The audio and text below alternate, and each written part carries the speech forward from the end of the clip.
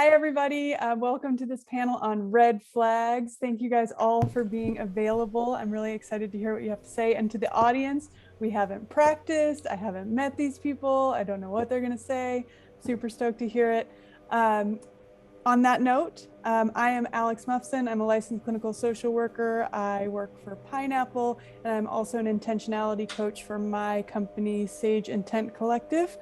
And these lovely people are going to introduce themselves. We'd love just a couple sentences, who you are, and why you're here. Maybe either anything that's important, relationship or identity that you want to share. Keep it quick. Who wants to start? In my window, it looks like, is it Justine? You're first. Yeah. Thank you. Yes, I can start. Hi, I'm Justine Cross, she, her. I am a dominatrix here in Los Angeles as well as dungeon owner. I identify as a femme queer top. Thank you. Thanks for being here. All right, looking around, I see Nikki. I'm Nikki Night. I'm a cam model coach, former cam model myself. And yeah, I've been in this industry for a long time and also dated in it. Awesome. Thanks for being here. Is it Melrose? Yes. So I am Melrose Michaels, a 10-year veteran of the industry. I have a Sex Work CEO educational platform, and I've only dated outside the industry. Thank you for sharing that part. All right, who do we have next? Dirty Drizzy. Thank you. I'm Dirty Drizzy, 6-year cam guy, content creator. And I was excited for this panel because I've been seeing so much wars and complaints about relationships from so many people in the industry. I wanted to see what we could all put our heads together with in terms of some of the answers, because I see a lot of complaining going on. Awesome. That is good motivation. I'm happy to have you here.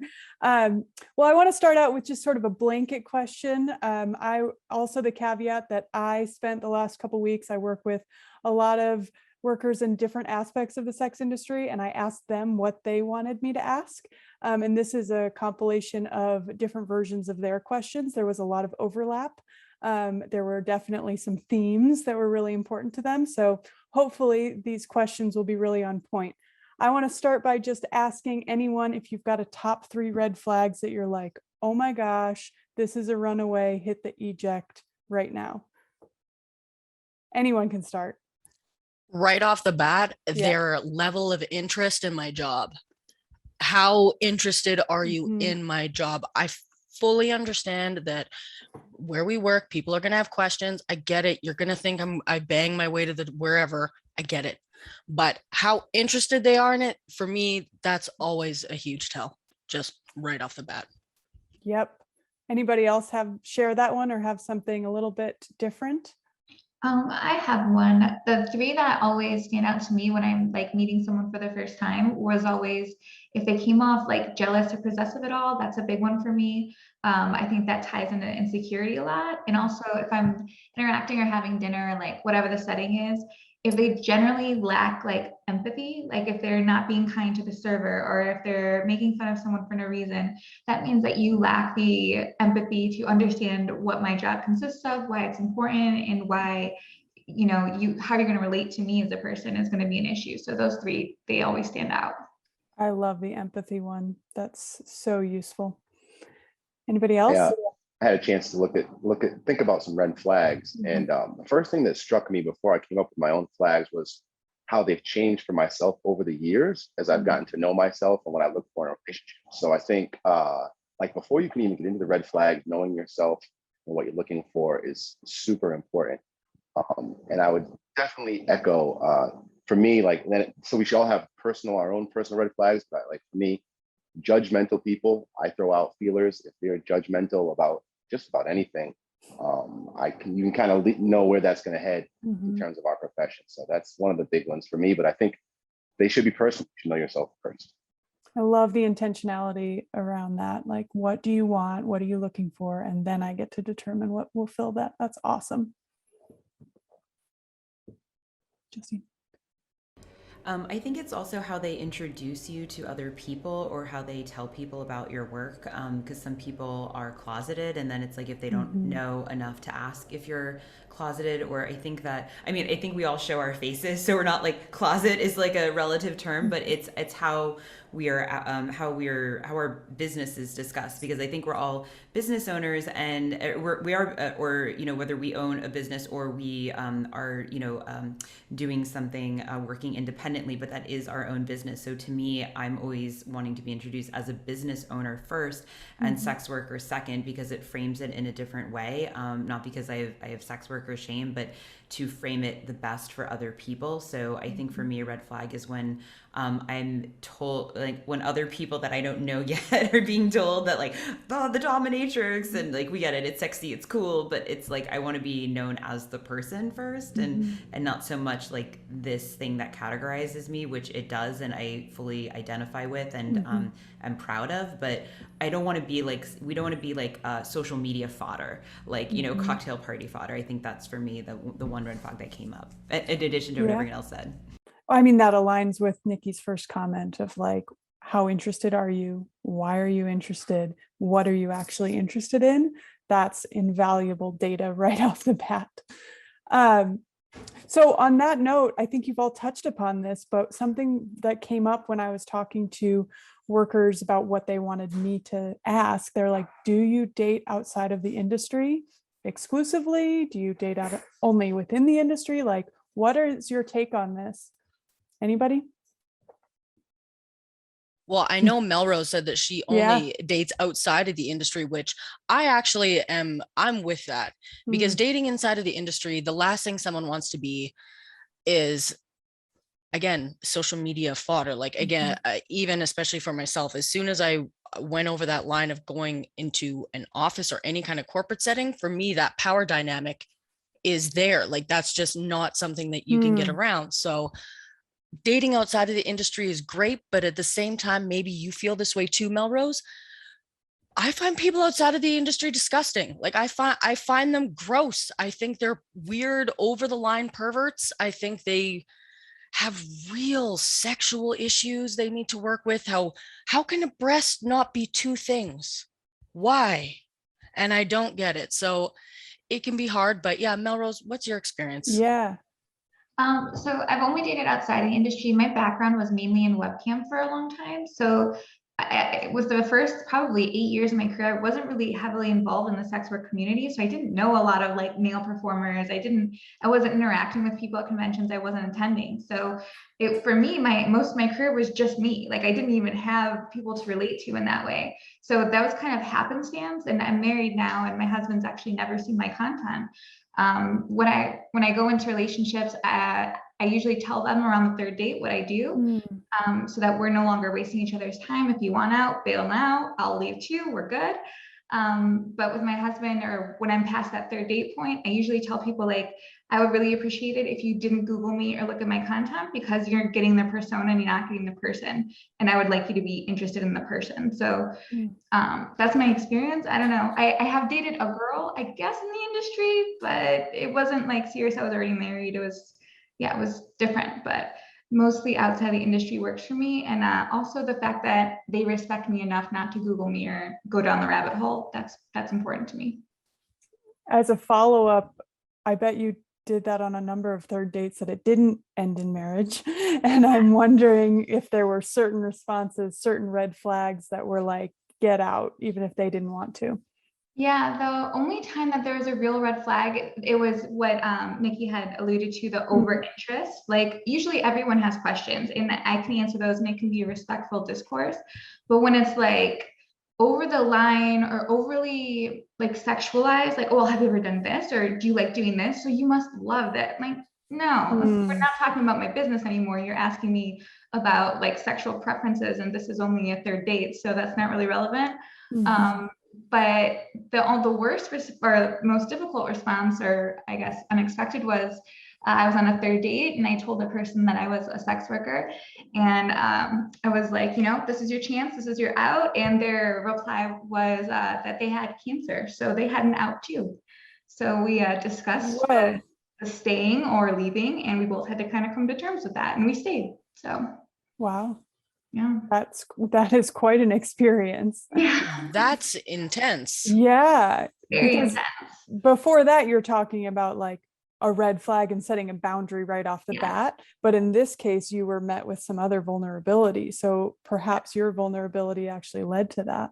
Yeah, I like to, and maybe the people listening could use this. The way I would always approach it was like, hey, I want to be, lay all my cards on the table. I come with a catch, and the catch is that I'm in this industry or I do this work. And that was his reply was like, well, I come with a catch too. I have this. And I was like, oh, well, that's new. Like, okay. Yeah. Yeah. Yeah. I like your idea of saying I come with a catch, because there is no getting around. If you date outside the industry, the fact of the matter is there's no getting around our job. Yeah. And for me, a red flag, if we want to talk about red flags, when you see someone's eyes glaze over and they stop listening, like that glazed, oh, you can see it like a door, and they just stop listening to what you're saying, and they're just putting words in your mouth like, oh, you must like this, like what Melrose is saying. But I think that's interesting to say, I come with a catch, and it's this. I usually tell people to Google me. I'm like, if you want to understand what I do, Google me. So I go the other route, and I don't know if that's good or no, but I think I'm actually going to try that out and see. Hope it goes well. Yeah. Me too. Any other approaches? Yeah, Justine. Yeah, I forgot to say earlier that I've been in this industry for 15 years, and I've dated inside and outside of the industry, and it's gone to varying degrees of success for either of those fronts. But I think that I count myself very lucky because a lot of my friends in real life are sex workers and also former sex workers, and I have a very radical group of queer friends that they believe sex work is work, and that's not just because like I've taught them that, like they understand that and know that. So I find it very easy to be out and open about what I do around my friends and the communities that I hang out with. And I think that there's pros and cons for both dating in the industry or not. It's like dating in the industry, it's like, okay, are we public about our relationship? Are we working together? A lot of people do work with their partners. I work with my partner, but she works behind the scenes.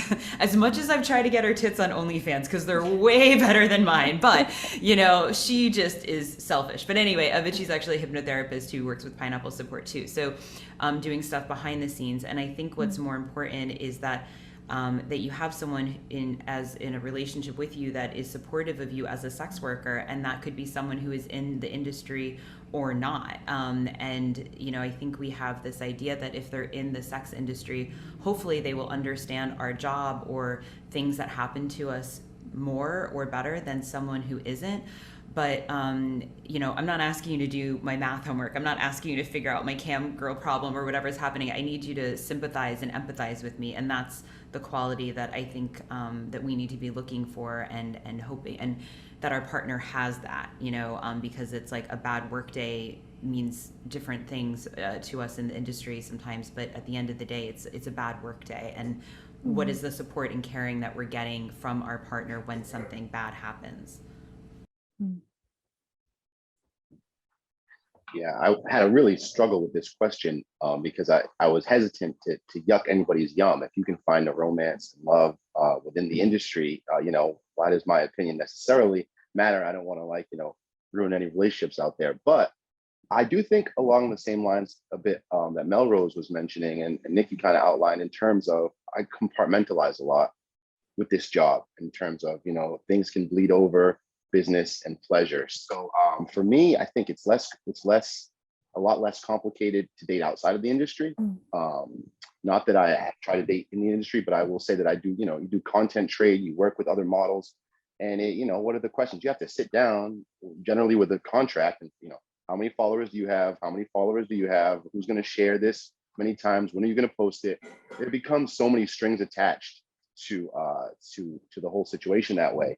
So that's a danger to me. But then again, I'm sure that there's somebody out there that when you meet that just perfect someone with the same amount of followers and you guys love the same content and it's meant to be, it's like, it's that romantic story, but with a bunch of sex in it.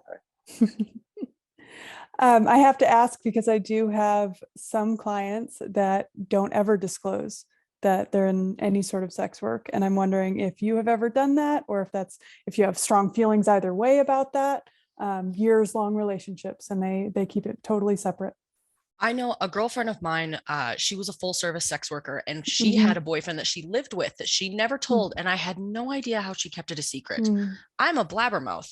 And it wasn't that she was ashamed of herself, or it wasn't that she didn't love what she was doing, but I envy her ability to compartmentalize. Like, I envy that level of secrecy. Like, wow. But anytime I've held it back, I know, Melrose, you were even saying the 3 dates. I'm a little bit sooner than that. I don't know. I find it really hard and insulting. It makes me feel bad to hide it. And anytime I did hide it, it fucking bit me in the ass every time. Every time I tried to disguise it or dress it up as something it wasn't, bit me right in the butt every time. I'm not sure why it became a 3 date thing for me. I really love food, so I feel like that's a major factor in why I threw it out so long. But I agree. I don't think I'm really bad. That's an excellent plan. Just as a side, that's an excellent plan. That is an excellent plan. In terms of like what you were saying about your friend who did that, I don't think I could ever pull that off. Like, I wear my heart on my sleeve, and just to hide, or I like to compartmentalize, but if I feel like I'm hiding something from someone, or if I feel like we're not consenting with the same, information, then I would not feel right about that. And also it would weigh on me. Like, that's a mental health toll on yourself to deal with that. Any other thoughts on that? Yeah, Justine. Yeah, thank you. It's been a while since I've been on the open dating market, but when I was, my policy was to allude to BDSM, but also on the first date, I would say that I was a sex worker, and explain what that meant and what I did and stuff. I also, what you said about like people hiding their relationships and stuff, and I think that that's really troubling, and it makes me sad, because I think there's a lot of internalized shame about being a sex worker. Certainly society is making it so that we're, get a real job. I mean, certainly with everything that's happening with OnlyFans very much in the public eye. And I think that is something people need to move away from, because you're not living an authentic life, and you're not having an authentic relationship. You're keeping so much, like, we're working 40 hours a week, 8 hours. Well, for some of us, we'll do those like long days and whatever, but like, you're hiding so much of yourself and creating so much lies. And also, this person is not that curious about you. What did you do today? Nothing. Like, what's happening? It's like either you're lying or leaving a lot of stuff out. And I, when I was dating and having a hard time finding people to meet, I remember my friend gave me this really great advice and said, put out there exactly who it is that you are, which is like, you're poly, you're kinky, you're a sex worker, and you might find less people who are like immediately interested in these things, but you will find the people who are authentically interested in the authentic you. Wow, Justine is really easy to dovetail off of, because like stigma and authenticity are like the little things that I had here about disclosure. The stigma, of course, is what makes it hard. We know there's going to be a wall as we try to disclose, whatever size, depending on the person, the wall might be, a wall is going to pop up. So I like to try to kind of plant some seeds beforehand to bring that wall down a bit and to soften that wall in some open discussions about sex work, if possible, about some things that will kind of feel the person out. And then, as you build up to the moment, whether it be the third date, the first date, whenever you choose to disclose, you'll know by that point how the person's going to take it and whether it's even worth pursuing. Because, sometimes there have been times where you read a person wrong and you think that this is going to be great, everything is going great, and I'm a cam guy. And they're like, well, the door is right there, you discussed me. And that's something like, if you can avoid that because you've kind of done some of the feeling out ahead of time, for me, that's like a big thing. I have a question for you, Drizzy. So, like, as a guy, do you find that you have met with a lot of resistance? Like, what is the reaction from girls for guys? Because it's obviously going to be different from male to female. I'm just interested, like, what are the general reactions that you experience? It really varies. As recently as I was at dinner with two friends, females who were friends, and their reactions were polar opposites, and they were besties. And one was, like throwing Bibles at me, while the other was like, I completely like had her arm around me, like, you're a part of the new struggle type of, that was like her speech that she was giving to me. So it really, really varies. They don't know much about it because most of the fans on these campsites are guys, as you guys well know. So generally it's a bunch of education and a bunch of questions, and it really goes either way. And it's hard to read. You got to get to that third and fourth date to get to how they really feel about it. I think deep down. I think too, what we might be also, I would love to touch on this, is that I think there's an added layer of complexity for a man in that position to almost come out and tell like a first date or a new friend about his sex work, especially if they're not exactly straight, because if they are filming boy girl or boy boy, that adds this other layer of misunderstanding, of defensiveness to the person they might have or is sitting across from. And I think that's not spoken about, I guess, as much. And even for me to like be on a date and like, yes, I'm bisexual, I date girls and I date guys, like that's like a woohoo, this is great, best of both worlds. But for a man, that's polar opposite, and that can be so hard. That's a great point. The stigma aspect, like the stigmas that we face are completely different, and you can be idolized by a group of people because, oh my God, you're getting laid out there, or you can be shamed by a different group of people for the same act. And a lot of the assumptions about sexuality, for sure, Melrose, I should have mentioned, that's a big one.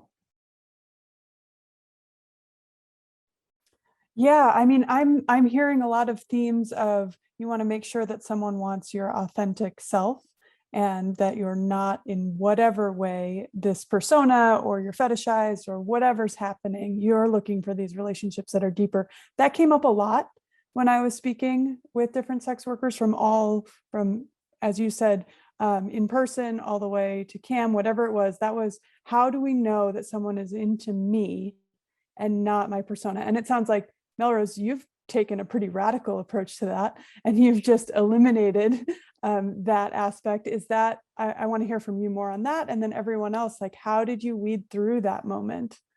Yeah, so I have two polar, like with my husband who's never seen my content, for example, versus another person that I dated who, as soon as I explained what I did, literally took out their phone and Googled me, even though I had just asked them, and then showed me a like tube site recording of myself.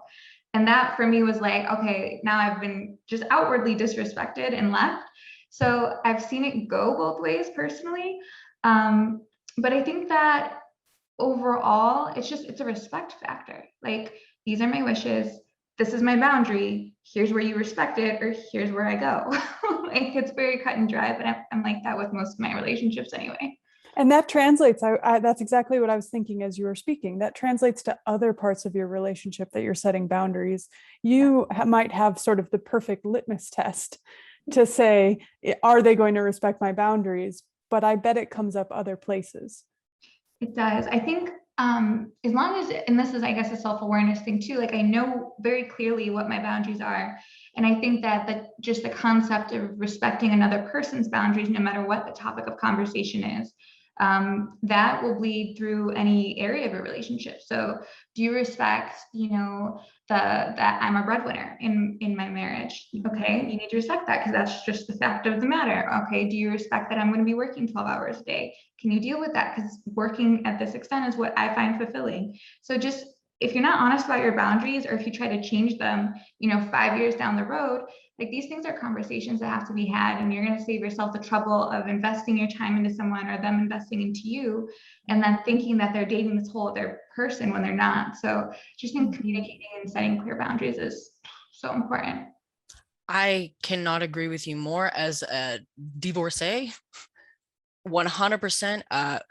If you're not honest, you will hate yourself in 5 years, and you'll have no idea who you are, and it'll be almost impossible to sell yourself as a brand or a performer, because you will feel nothingness inside, because you've given up who you are or tried to adhere to somebody else's ideas, or in reality our own brainwashings. Like, a lot of this comes from ourselves. It's not even like it's being pushed on us. Sometimes, lots of times it is, but a lot of times it comes from ourselves.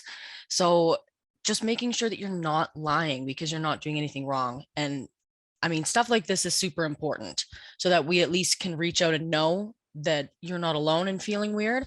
But for sure, being authentic, yes, she hit right on it. Do not lie to yourself ever.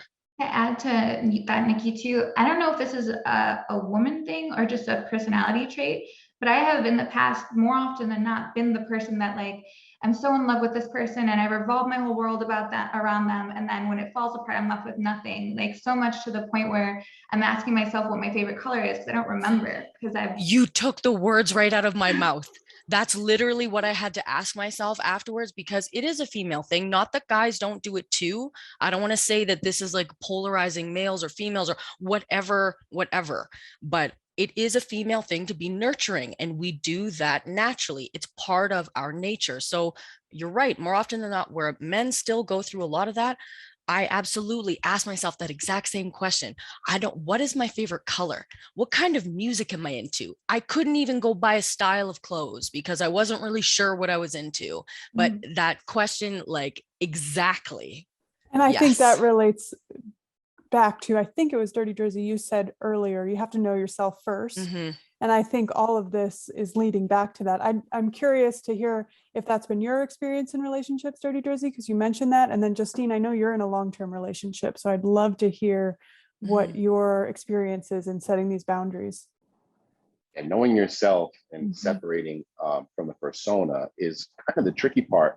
When you're a cam guy, I think I can speak to this part specifically because you do spend so much of your life in this role, and then you might meet people and they might scroll through your socials and see you in this role.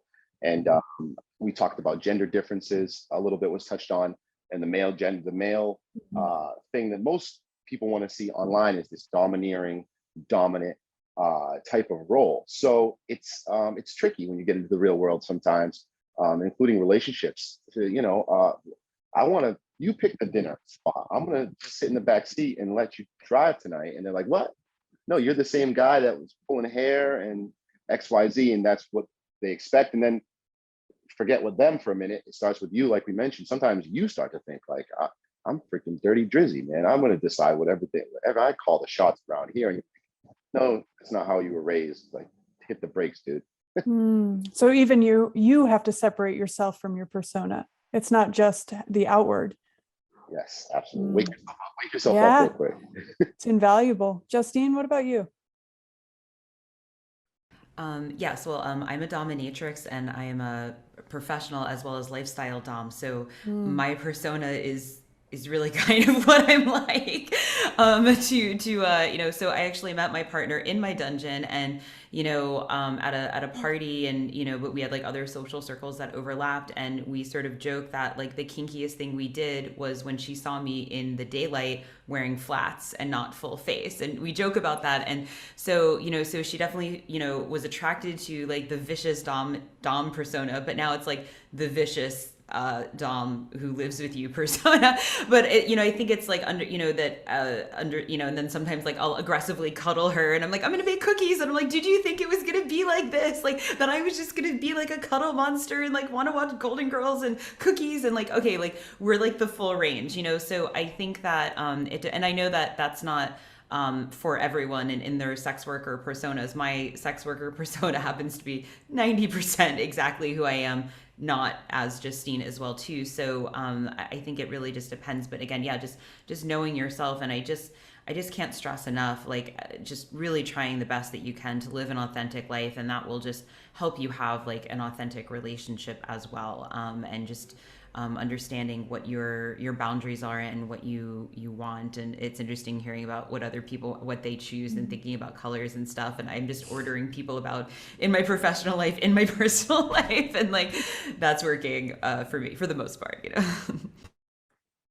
What are some red flags that really, from the other side, we've done a great job of speaking internally about your experience and putting yourself out there and being vulnerable about this range of people that live inside you, like Justine said.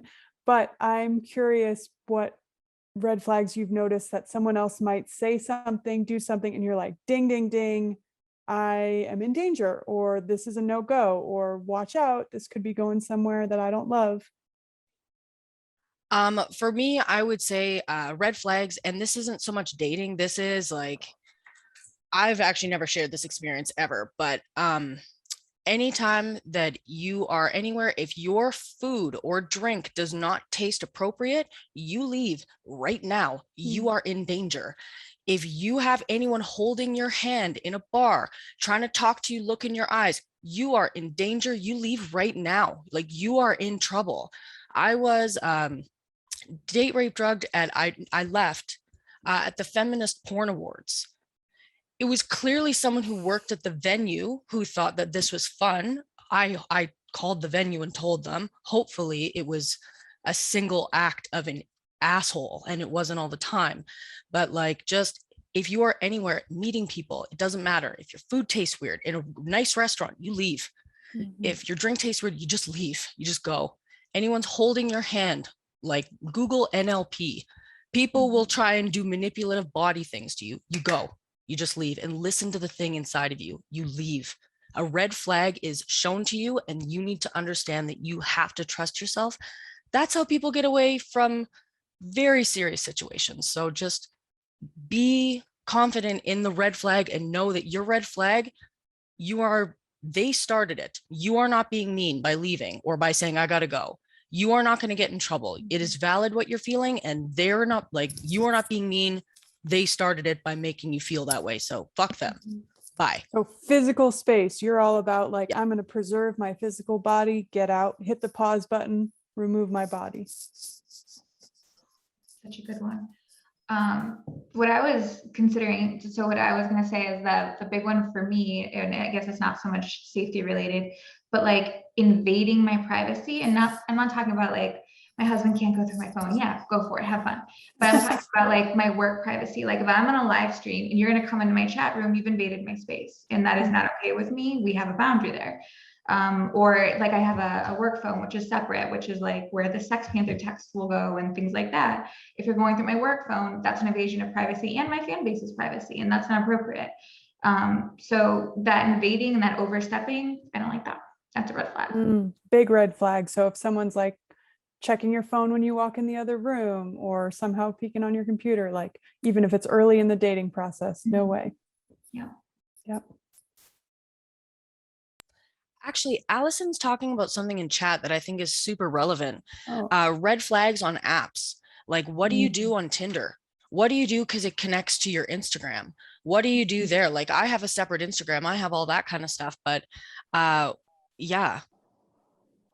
I mean, it's easier to block them. I think maybe it's easier because of what we do, but apps can be very problematic for me because people just instantly, they either want to Google you or they want to know where you live immediately, or they're just wanting to go and comment on your Instagram, like your other Instagram, being like, hey, this person does this. It's like everyone knows, so who cares, but still annoying. Yeah. What do you guys do on apps? Mine, like, I just don't connect anything and look really weird on there. I'm not on apps. I haven't been on apps, so I can't answer. I can't speak to that one. Are the rest of you not on apps? No, I also missed the app era. Well, then you guys, this will be my shameless shout out. You can go back and look at the intentional dating webinar I did earlier this morning, and we talk about apps a lot. Yeah. So go ahead, Dirty Drizzy. I'm sorry, I did have something mentioned, the big red flag around safety, because Nikki had mentioned that, and it's kind of a little bit of a different thing, but something that with everything we've been seeing in the industry, and the abusers within our industry that we've been seeing so prominent lately, and it's so disturbing and it's giving us such a bad name. One of the big red flags for me with abusers, you watch adult entertainment and have you ever seen a woman with their face blanked out as talent? Of course not. Have you seen men continuously creating pornography, profiting off of adult entertainment, and their faces are blanked out to protect themselves? And I know a piece of that is from the stigma they're going to face, but why is it okay on the men's side? And if anything is going to encourage abusers, I think it's this policy. So to the folks watching this, looking for red flags in terms of abuse, for me, that's always a huge one that I tell all my friends in the industry. If you're working with someone and your face is in the video and their face is blanked out, that's a huge red flag for safety. Justine? Yeah, I think I'm thinking in talking about the red flags in dating and as well as like what's on dating apps and stuff. Since I see clients in person, I run them through a screening process, and one of those things is using the app Mr. Number. So that's one thing as a screening tool. But I was just visiting one of my oldest friends, and I was telling her like, oh, if you're dating, like, let me run these guys through like the app for you. And she said, oh, like, you know what I do? I look up guys and see if they're registered to vote and see if they've voted Republican. And I'm like, that is genius. So that's just like a little side tip. But I mean, I think we're talking about a lot of things, but I think that any red flag is like when someone doesn't support you as a sex worker, they don't support your job. Like, I hear from other sex workers all the time about like, yeah, I'm dating this person and he's not really into my job, or he's like, oh, they don't like this, or they don't really tell people. And it's like, that's not good. That's not a good position. And I think for me, like, I've had like 3 significant relationships in the last over 10 years, and I was dating someone who my other friend circle said, I don't think this person supports you as a sex worker. And I was like, that's absolutely absurd. And then Sesta Fosta happened, and I saw all the things that happened and how this person in particular was, politically active, but only in ways that were like really comfortable for like, a cis white woman to support things like the Paris bombings, but like they won't support me as a sex worker and like post something like I love a sex worker kind of tag, or like button or something. It's like I never needed that before, but then this huge thing happened in our lives, and then you see like who your friends are and who is actually supporting you, and it's terrible when something really big and negative happens that shakes the industry.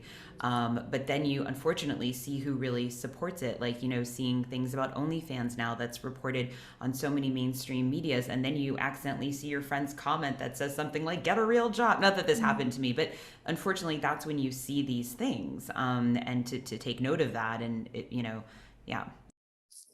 Yeah, I mean, this comes again back to this authenticity and wanting people to support publicly who you are rather than asking for this super separate.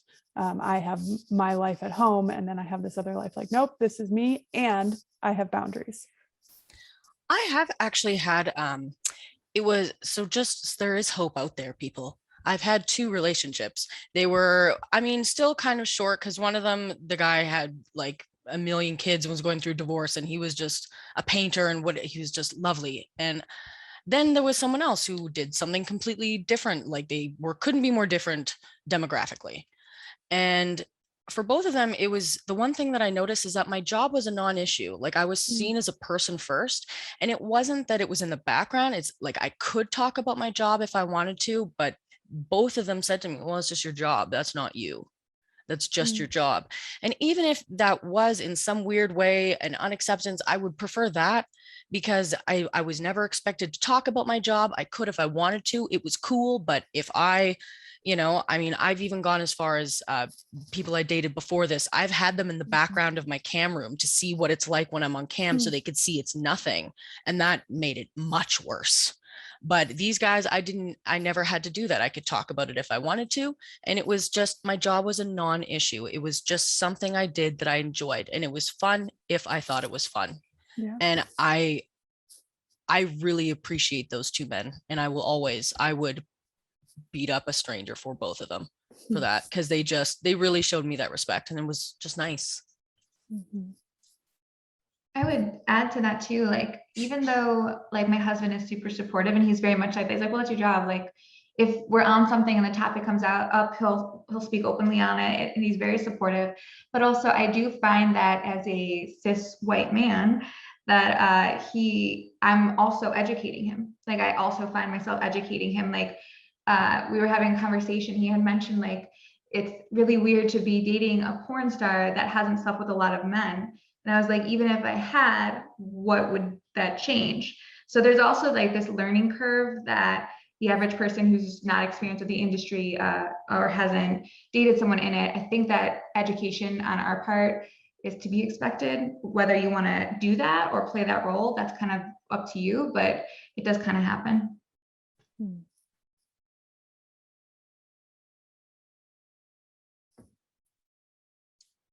Dirty Drizzy, I see you reaching forward, but I'm not sure if you're going to speak. I didn't want to jump into the line, but I definitely had, I don't really remember exactly what the question was called, but I definitely had two different experiences and reactions that I'd like to share. Like within the same day when kind of my general friend group found out that I was in the cam world, I had guys in my DM or texting me like, it's cool you're doing this, but you better never do this act, you know, like their stigma level and putting it right to me that way. And then I had other exes that had dated me and been like, this is great because you're making all your friends question things they've never questioned. And that's what Melrose was talking about, the education piece. It was like I'm educating them every step of the way in whatever box they used to put people in. I have the opportunity to blow that box up. So in relationships, whether they be friend or romantic, it's interesting to see the different perspectives. And it's a great chance. It's a teachable moment to think about all the time. It is nice to watch jerks become non-jerks, eh? Like educated, open-minded people like that. I always really enjoyed that. Whenever even there was even interns, when I was at Camp 4, there was a few interns, and not that they were bad at all, but they were just like young guys. And just to see how mature and wonderful they became as just people, it warms my heart. Yes, There was all about the conversion rate. How many? Yes, the conversion. I'm with you. Do any of you have any red flags that are totally separate from your work that you're really watching for in friendships, for those of you who are in long-term relationships, in romantic relationships? I'm thinking like power and control in an unhealthy way. There's a lot of people experience various forms of gaslighting. Oh yeah. I don't know. What comes to mind? Mine is anyone who, like, if you're questioning where I am, I don't know why, but I always have a hiding spot. I always have somewhere where no one knows where I am. I don't like to be tracked. I don't like anyone knowing what I'm doing. That's mostly because either I'm doing something bad or like, why do you want to know? I don't know. So anytime I feel like I'm being tracked or controlled. I'm sure all of us, we're all very independent people. I myself, when I was online, I was a dom like Justine. It's funny to me when people try and dom me. I just think that's laughable. But yeah, mine would be if anyone's trying to control me, or if they're trying to make me feel bad about being who I am. Like, I'm very flirtatious. I'm very outgoing. I love people. I will talk to anyone. Like, I will talk to the weirdest people because I think weird people are cool. Like, they're just, why are you so weird? But people who try and take that away from me or make me feel bad for that, or isolate that, or keep it for themselves, or stop me from doing like anything like that. Like, if you know, that's mine. I think the ones that come to mind for me, definitely gaslighting. I think I have a family history of mental illness. So I'm always, and I've talked about this many times, but I'm always questioning if I'm sane right now in this present moment. So like, I always have this doubt in myself, in my perspective of the world, because I know that that's a reality of I could face one day. So if I have a partner that gaslights me, that is extremely problematic, because you could put me in a vulnerable space to be triggered or to have a mental health issue long term, because you're making me question what is the actual reality of the situation. So that's a huge one for me. Do you want to pause and just define gaslighting for the audience in case anyone doesn't know what that term is? I can do it if you don't want to. Yeah, I'm probably gonna do a bad job. For me, it's like misleading me into thinking I'm the issue, or that what I'm feeling is invalid for one reason or another.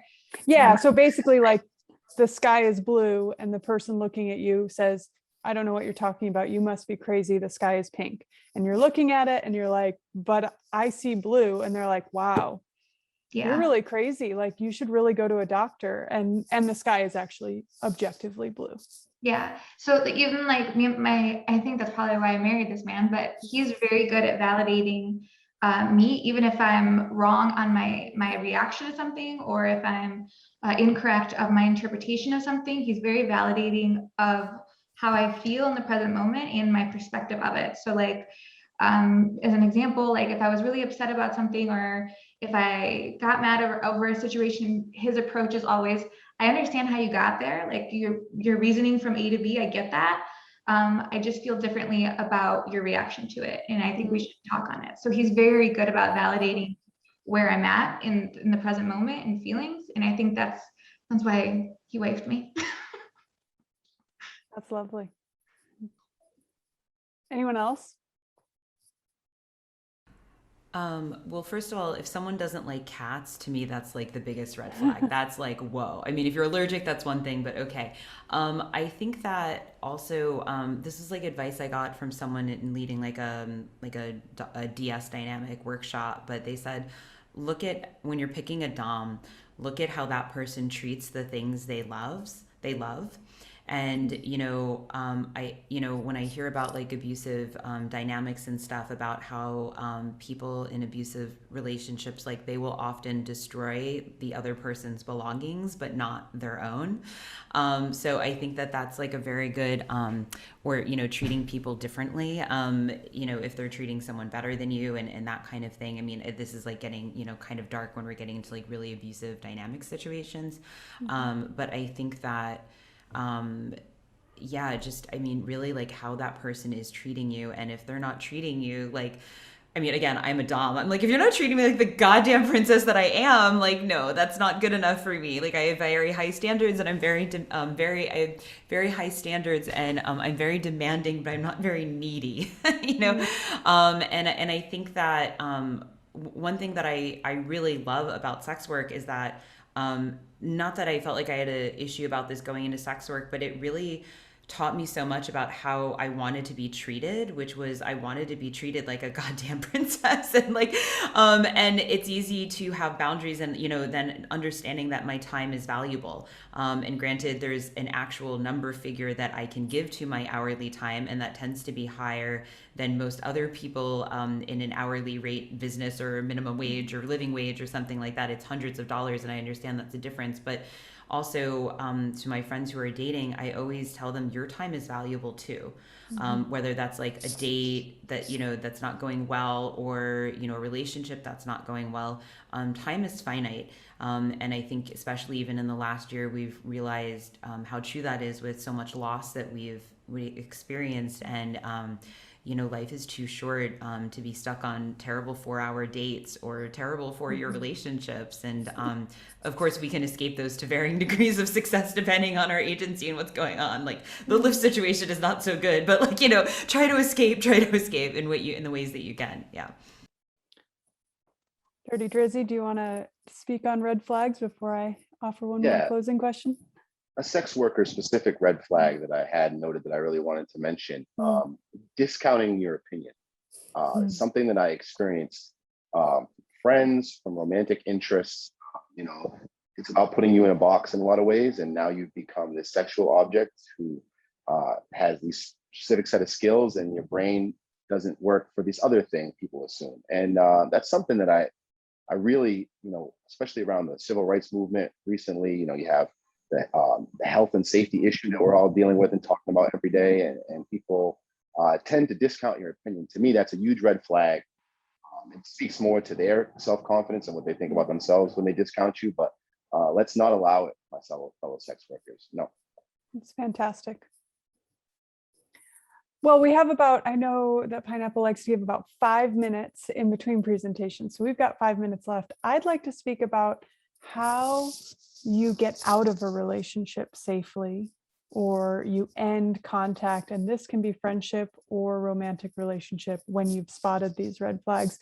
Understanding that there's going to be a different approach if there's a safety or violence issue at hand. And I also see that there are a couple questions. So I'll let you speak on that, and then we'll wrap up with these last couple questions from the crowd. I know I have an experience with that. Actually, the person I mentioned earlier, the guy I dated who did have cancer, it was a very toxic relationship, and I had to have a plan to leave. So I guess my advice would be to have a plan in place. I had started moving out of that house while he was at work, little by little, so that there didn't need to be this altercation or this conversation. I put everything in place. I had a lease aligned. I had all my options, all my ducks in a row. I had a different car, so I could change cars on the way out.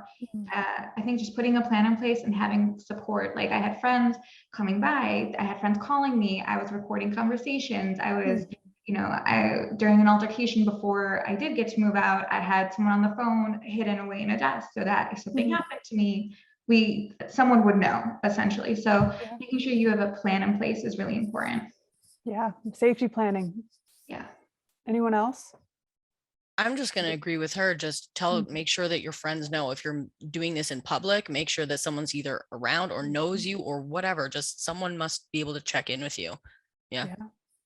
It's great. Yeah, it's horrifying. And, the power and the force dynamic is different for different individuals. So, our experiences are different, but I would say for a gentleman out there, if you're going to break up a relationship, make sure that you don't even give 1% ever any kind of force impression that there's going to be force involved in any of it, because that can bring you down a dark road that it can really backfire, even if you do have potentially good intentions. So make that very, very clear to the other individual that this breakup is not going to be anything to do with force, because that's ugly.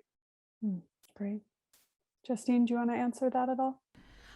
Yeah, I mean, obviously some of these are big questions if there's like a lot of safety issues involved. And, I was in a relationship that I had to end, and it was, I don't know, I was, I would say it was abusive, but it was like more in the realm of like volatile. And the way that I ended that was very, very carefully, where I wrote down a list of all the ways that our lives were entwined. And I sort of went through that list of what was sort of the lowest stakes thing, and just kind of unwound all those things. And unfortunately it's like, what do you mean I'm not on your HBO Max anymore? But it's like, it's like, and then informing that person every time I unwound something, and just making sure that you have support. I mean, we're here at Pineapple Support. I had the support of a therapist and my friends and my family, and people understood what was going on. But I think that we want to try our best to be safe as possible. And sometimes the safety isn't our physical harm.